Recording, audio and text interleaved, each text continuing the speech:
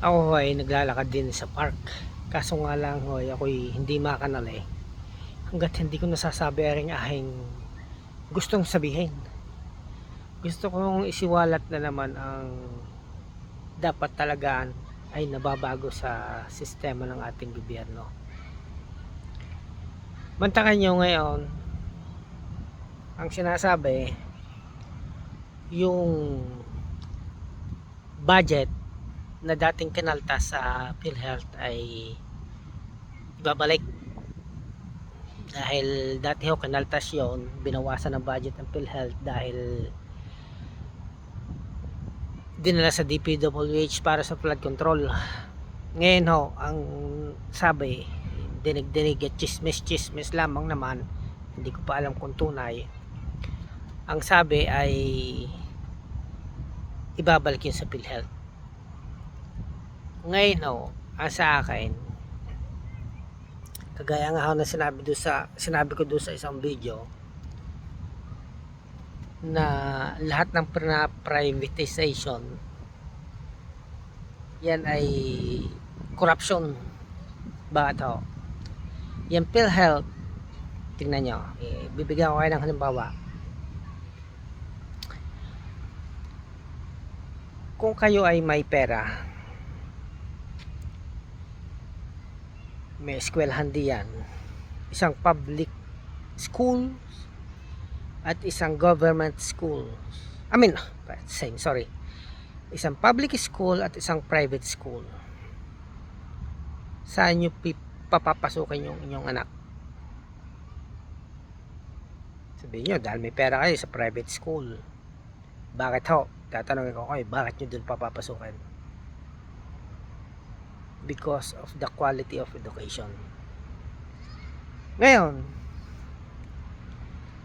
sa public hospital, kung saan ho related tong PhilHealth,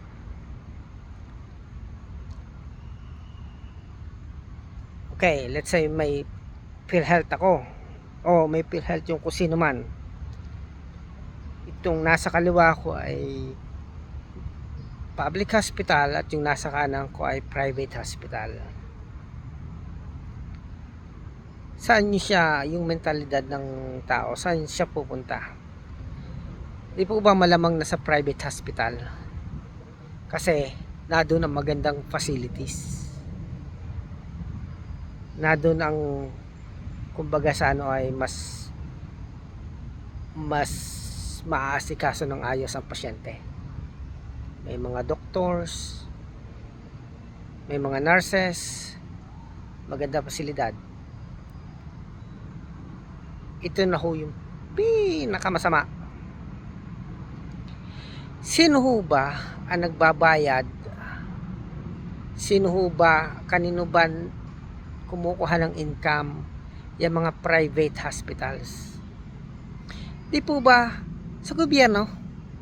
Di po ba yung PhilHealth na ibinibigay sa mga individual na tao, doon ang gagaling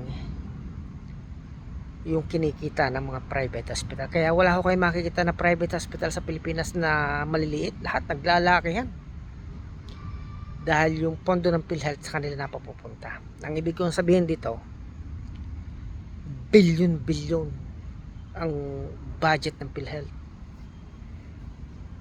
Bakit ibinibigay ho natin sa mga private hospital yan?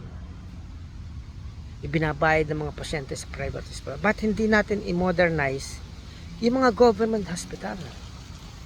Kasi mas makakamura tayo. Sabihin nyo ng yung isang gamot, sabihin nyo 100 pesos sa yung pinakamura. Halimbawa lang, hindi ko alam magkano ngayon ang presyohan. Pero sabihin nyo na yung 100 pesos na gamot sa hospital, sa private hospital, eh baka 50 pesos na gamot lang yung sa government hospital. Mas makakatipid tayo kung sa government hospital natin ipopondo lahat. Biro nyo, may PhilHealth, itong isang way ng corruption ho yan eh, yung PhilHealth eh. Hanggat yan ay sa private ipinapasok, yan ay signs na corruption. billion ang budget ng PhilHealth. Samantalang kung imino-modernize yung billion na yun, imino-modernize ang mga public hospitals, aba, ay mas magaganda ho ang public hospital sa private hospitals.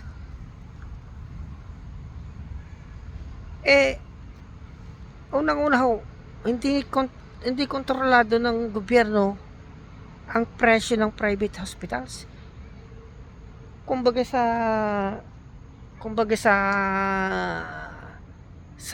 halimbawa may cesarean, may nanganak cesarean, abay kung magkano i-charge ng doktor dyan, kung magkano sabihin niya na bill sa pasyente, ay yun ang kailangan ng bayaran ng PhilHealth. Kasi yung doctor's fee depende sa doktor yun kung magkano gusto niyang i-charge. Yung room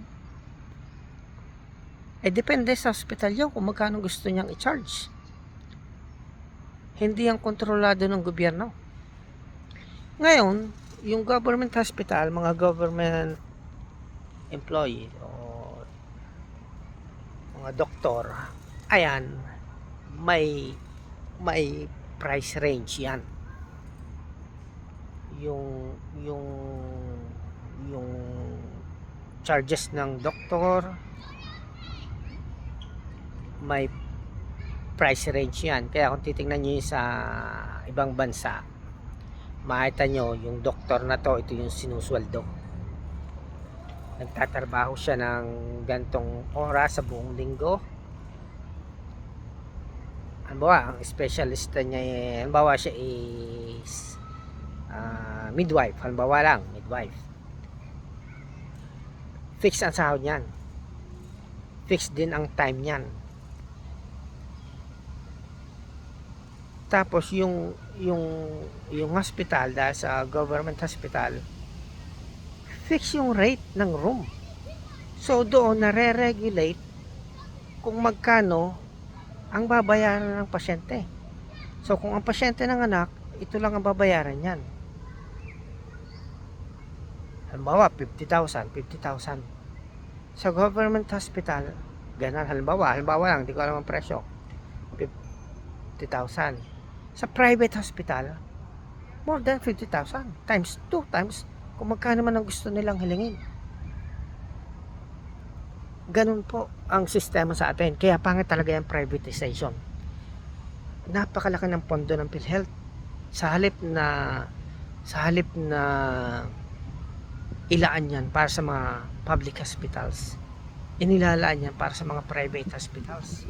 Samantalang ngayon, kahit may PhilHealth ka, okay, na isa batas yung bawal tanggihan yung pasyente. Okay, tinanggap ka ng ito, normal na nangyayari to sa mga ospital. Tinanggap ka, inadmit ka ng ospital, nasa emergency room ka, hindi ka tinanggihan, re-resetahan ka ngayon ng gamot, yung IV, yung dextrose, kailangan mong bilhin yan. Nadoon ka, ang pasyente nadoon sa emergency room, nakahiga. Kung wala kang biniling gamot, dextrose o suero, kung anumang gamot, nadidiyan lang yan, nakahiga yan, hindi yan magagamot. Bakit? Hindi naman namin tinanggihan, nadidiyan, wala lang gamot. Yan ang kalakaran sa Pilipinas, alam naman natin yan. Yan ang kalakaran ng private hospital. Nadidiyan yung pasyente, hindi namin tinanggihan yan, wala lang kaming gamot. Kailangan bumili ang pasyente ng gamot para magamot namin. Pero niya ang kalakaran yan. Samantalang kung yan government hospital, may pondo yan. Kung doon inilaan yung pondo na billion sa government hospital, fix ang sweldo ng doctors, fix ang sweldo ng mga nurses, fix ang rate ng rooms, ang mga gamot, nadadiyan, may inventory, lahat yan may reserve. pag pumasok ang pasyente dyan, hindi mo kailangang resetahan para bilhin yung gamot na yan. Kasi nadadiyan yung mga gamot. Gagamutin at gagamutin kasi may pondo ng gobyerno. Hindi sa mga private na hospital na pupunta ang pondo ng PhilHealth. Ngayon po, kaya naglalakayan yung mga private hospital dahil sa PhilHealth. PhilHealth. Yun na doon nakuha ng pera private hospital. Birin nyo gaanong kabulok ang sistema. Ang daming senador. Ilan ba senador sa atin? 24 senators. Ilan ang congressman sa atin? Ilan ang mayor? Hindi nag-a-upgrade ng sistema. Kung anong sistema noon, yun pa rin ang sistema hanggang ngayon. Hindi sila kagaya ng ibang bansa na ano bang mas magandang gawin ngayon? Paano ba natin mapapadali ang buhay ng mga tao? Paano ba tayo makakatipid? Hindi po yun ang mentalidad ng mga politician sa atin. Ang mentalidad ng mga politician sa atin, paano tayo kikita? Maibubulsa yung pera. Yun ang mentalidad. Kaya, yung mga politician ngayon, mga bulok na yan. Sabi sa inyo, dapat palitan yan. Biro nyo mga anak-anak niyan, mga nasa politiko na. Akala nyo ba mapapalitan ang sistema dahil sa mga yan? Oh my goodness. Nako. Talagang walang pag-asa ang Pilipinas pagka hindi natin pinalitan ng mga yan. Isulong natin ng political dynasty para hindi na makatakbo ang mga yan. Ang mga anak ng mga yan para hindi na makatakbo. Ma-upgrade, maiisip ng mga susunod na generation na mga tatakbo sa politiko kung ano ba ang nararapat. Tingnan nyo Singapore, ang ganda. Pinaka-powerful ang passport nila. Kita nyo mga ibang bansa, ang gaganda ng healthcare nila. Hindi sila na-maintain kung anong dinat na nila, hindi nila na-maintain yun. Kasi nga, nag-upgrade sila. Itong mga politiko na dito palba sa political dynasty, ang ina-upgrade nila, ang bulsa nila, ang kabuhayan lang nila, ang ina-upgrade nila. Baguhin na ho natin yan. Susme, palta natin yung mga bulok na yan. Maawa kayo sa mga Pilipino, maawa kayo sa Pilipinas. Pagsamasamahan natin, palaguin natin itong community na to. Alisin natin yung mga bulok na sistema. Palitan natin. Isabatas natin no political dynasty. Gusto nyo mabago ang Pilipinas. Mahal ko ang Pilipinas. Kaya pagtulong-tulungan natin yan. Sige ho. Bye-bye.